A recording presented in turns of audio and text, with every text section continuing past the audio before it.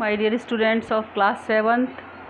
Now we come to the third video of ours, and this is we start this from the page number 7th, and let's start without wasting our time.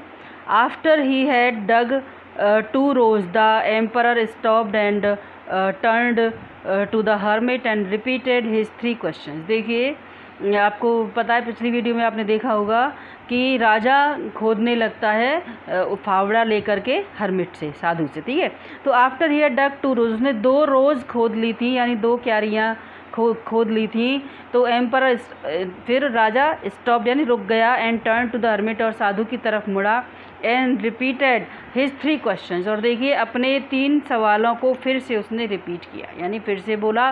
The hermit still did not answer, अभी भी साधु ने कोई जवाब नहीं दिया। But instead stood and pointed to the spade and said why don't you rest now. But instead stood, इसके बजाय जवाब देने के बजाय वो साधु खड़ा रहा और पॉइंटेड यानी इशारा किया टू द स्पेड, फावड़े की तरफ इशारा किया, और क्या कहा, ये कहा कि why don't you rest now, अब आप आराम क्यों नहीं कर लेते हैं। I can take over again, मैं इसको फिर से ले लेता हूँ। But the emperor continued to dig, लेकिन राजा ने भी खोदना चालू रखा। 1 आवर पास्ड, 1 घंटा गुजर गया, एंड 2, फिर उसके बाद 2 घंटे गुजर गए। Finally the sun began to set behind the mountain, अंत में सूर्य अस्त होने लगा। सेट यानी अस्त होना या छुपना। बिहाइंड द माउंटेन, पहाड़ के पीछे, पर्वत के पीछे।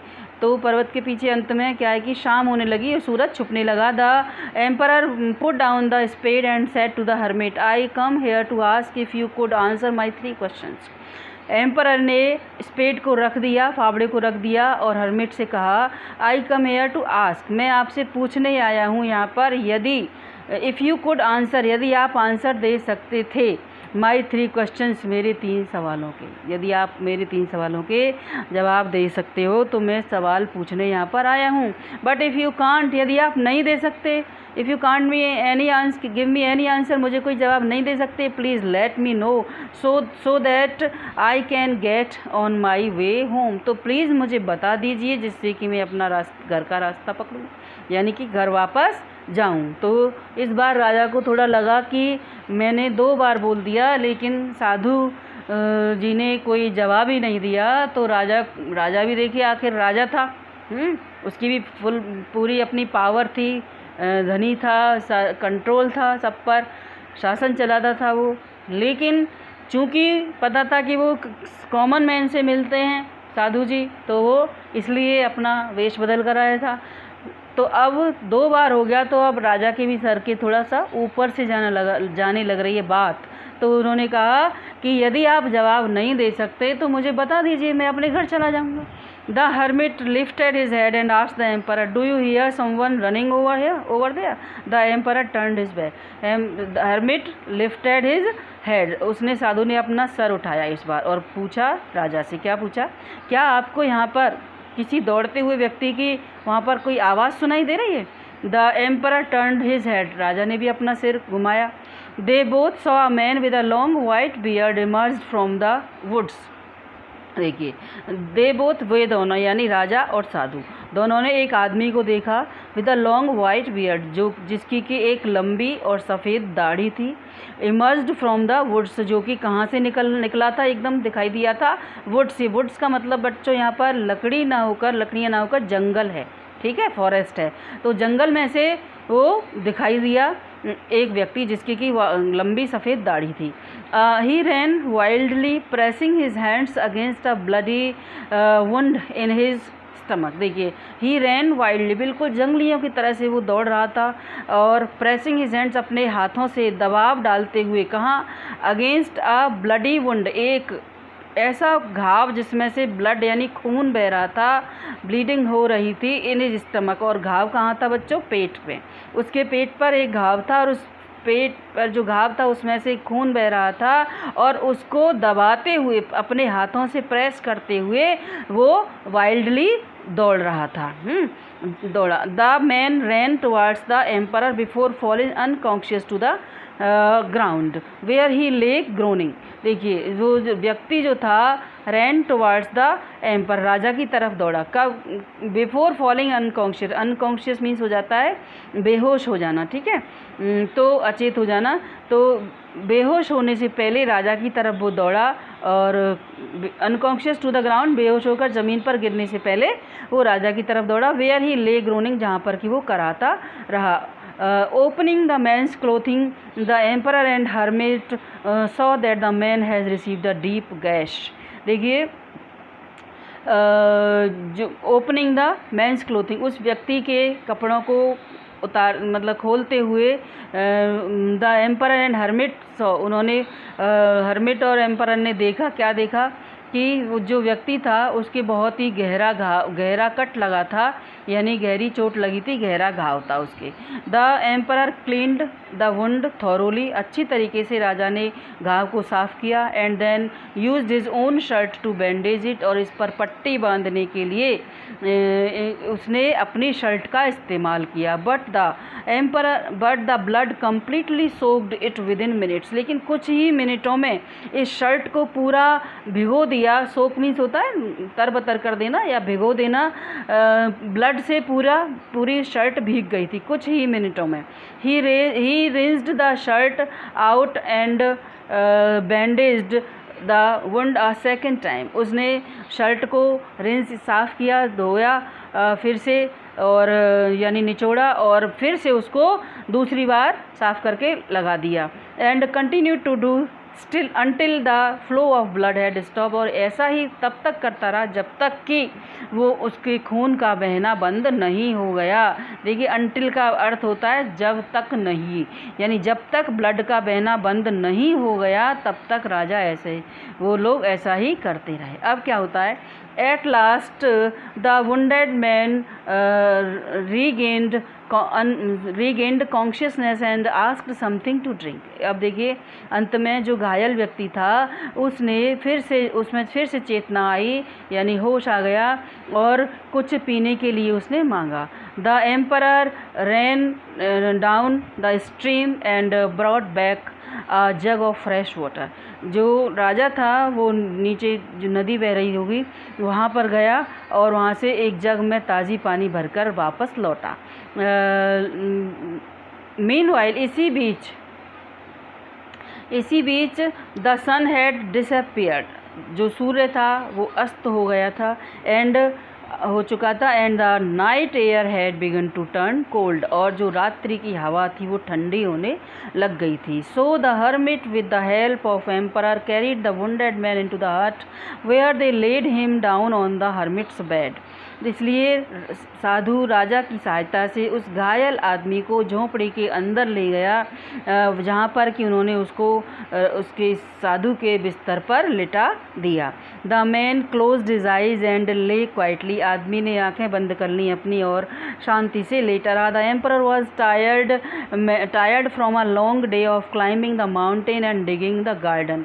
राजा भी क्या है कि बहुत थका हुआ था, पूरे दिन चढ़ाई भी की थी उसने पहाड़ पर आने के लिए, और गार्डन में खुदाई भी की थी, तो राजा भी बहुत थका हुआ था। Leaning against the doorway he fell asleep, राजा भी दरवाजे का जो रास्ता था यानी दरवाजे पर ही के पास ही जो मतलब उसके सहारे झुकते हुए, लीन मीन्स झुकते हुए, और ऐसे ही लेट गया, फेल अस्लीप, वहीं पर सो गया, यानी राजा को भी वहीं पर नींद आ गई थके हुए होने की वजह से।